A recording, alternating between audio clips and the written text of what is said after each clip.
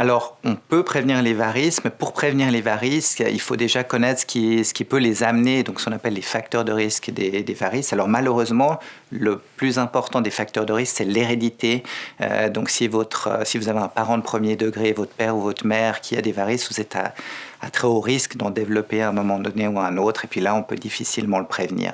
Par contre, les autres facteurs de risque, c'est l'obésité. Donc on va conseiller aux patients de réduire, pour éviter l'apparition de varices, réduire son poids. Les autres facteurs de risque connus, c'est les positions statiques prolongées, donc les activités professionnelles qui vous obligent à rester debout longtemps sans bouger ou assis longtemps sans bouger.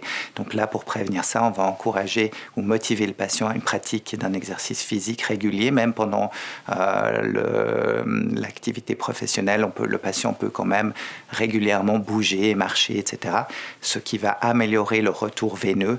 En fait, quand on ne bouge pas, le sang stagne et donc les veines se dilatent, et c'est ça qui va amener à des dilatations et de la création de varices.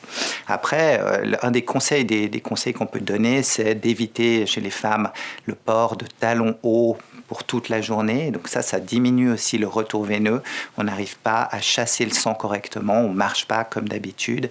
Et donc du coup, ça a aussi tendance à amener des varices. Puis sinon, les patients qui sont des adeptes des bains thermaux, jacuzzi, hammam, etc., eh bien, c'est pas du tout interdit, mais par contre, on va leur recommander aussi, pour éviter l'apparition de varices,